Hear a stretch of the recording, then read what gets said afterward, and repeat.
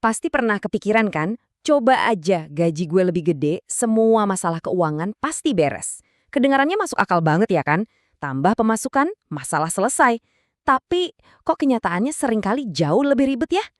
Nah, dalam pembahasan kali ini kita akan bongkar tuntas kenapa sekedar mencari lebih banyak uang itu seringkali bukan jawaban yang kita cari. Coba deh bayangin skenario ini. Anda baru aja dapat promosi. Gaji naik, wah rasanya dunia jadi lebih cerah. Tapi, beberapa bulan kemudian, Anda iseng cek saldo rekening, dan tiba-tiba kening berkerut. Loh, kok rasanya gini-gini aja ya? Kemana perginya uang ekstra kemarin? Kalau Anda pernah ngerasain hal ini, tenang, Anda nggak sendirian kok. Dan ini bukan cuma perasaan doang loh, tapi fenomena yang nyata. Lihat deh angka ini, 60%. Menurut riset dari Pew Research, sebanyak itulah pekerja yang merasa hidup dari gaji ke gaji. Dan yang bikin kaget, ini tuh termasuk mereka yang gajinya udah terbilang tinggi. Ini bukti paling kuat kalau masalahnya bukan cuma sekedar soal nominal di slip gaji. Oke, sekarang kita coba tarik ke konteks yang lebih dekat dengan kita semua, Indonesia. Ternyata nih ada sebuah pola sistemik di negara kita yang tanpa sadar ikut andil menjebak kita dalam siklus ini. Coba perhatikan grafik ini. Data dari Badan Pusat Statistik nunjukin kalau lebih dari separuh PDB Indonesia, atau gampangnya putaran roda ekonomi negara kita, itu datangnya dari konsumsi rumah tangga. Artinya apa? Mesin utama yang bikin ekonomi Indonesia terus bergerak, itu adalah, belanja kita semua. Jadi intinya begini, uang yang kita terima setiap bulan itu seolah-olah cuma numpang lewat. Belum sempet anget di rekening tabungan atau investasi, udah harus keluar lagi buat berbagai macam pengeluaran. Ini yang menciptakan sebuah lingkaran konsumsi yang susah banget buat diputusin. Jadi, apa sih nama biang keladi di balik semua ini? Fenomena yang bikin kenaikan gaji jadi kerasa kayak angin lalu? Tenang, para ahli ekonomi udah punya nama kok buat si penjahat utamanya ini. Nah, ini dia pertanyaan sejuta umat. Kemana sih perginya semua uang itu? Jawabannya, uang itu nggak hilang, tapi uang itu terserap ke pos-pos pengeluaran yang diam-diam membengkak tanpa kita sadari.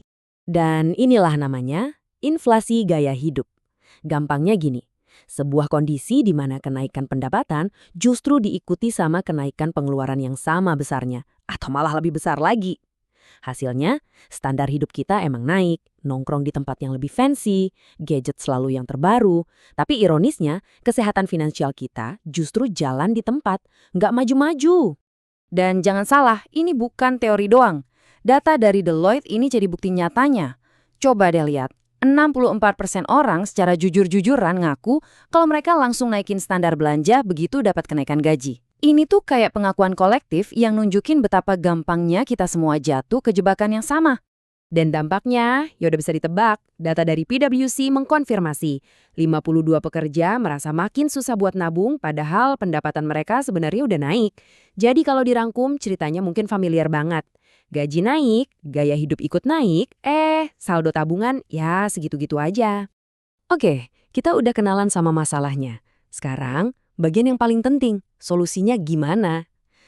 Ini bukan soal kerja lebih keras lagi buat cari uang lebih banyak, tapi tentang mengubah cara kita memandang uang itu sendiri. Ini soal bekerja lebih cerdas, bukan cuma lebih keras. Nah, di sini perbedaannya kelihatan jelas banget guys. Di satu sisi ada mindset lama yang fokusnya cuma mencari uang. Ujung-ujungnya ini bikin kita kayak lari di atas treadmill, capek doang tapi nggak kemana-mana. Di sisi lain ada mindset baru yang fokusnya adalah mengelola uang. Nah, ini bukan lagi soal bertahan hidup, tapi soal membangun jalan menuju kebebasan finansial. Terus, seberapa besar sih dampaknya? Riset dari Morningstar ngasih kita angka yang bikin optimis banget.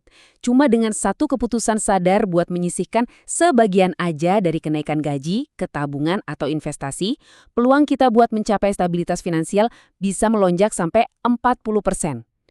Ini bukti kalau satu keputusan kecil pas gajian bisa mengubah total arah masa depan keuangan kita. Oke, teorinya cukup. Sekarang kita masuk ke bagian yang paling ditunggu-tunggu, langkah praktisnya. Gimana caranya kita keluar dari jebakan ini? Berikut ada 3 langkah awal yang bisa langsung Anda coba praktekin. Pertama, pisahkan kenaikan gaji dari anggaran bulanan. Pas dapat uang ekstra, jangan langsung dicampur. Anggap aja uang itu uang gaib dan langsung amankan buat tabungan atau investasi. Kedua, tentukan garis finish gaya hidup Anda. Coba deh sadari, level hidup mana sih yang sebenarnya udah cukup nyaman buat Anda, lalu berkomitmen buat nggak terus-terusan naikin standarnya. Dan yang ketiga, punya tujuan yang konkret. Uang itu kayak air, kalau nggak ada wadahnya, ya bakal ngalir kemana-mana. Tanpa tujuan yang kuat, uang itu bakal selalu habis buat hal-hal kecil. Dan khusus soal tujuan ini, datanya kuat banget. Riset dari Bank Dunia nemuin fakta yang luar biasa. Keluarga yang punya tujuan keuangan yang jelas, kemungkinan mereka buat nabung secara konsisten itu melonjak lebih dari 50%. Kenapa bisa gitu? Karena tujuan itu ngasih kita kekuatan super buat bilang nggak ke godaan sesaat demi sebuah hiya yang jauh lebih besar di masa depan. Jadi, kita tutup dengan satu pertanyaan buat direnungkan bareng-bareng.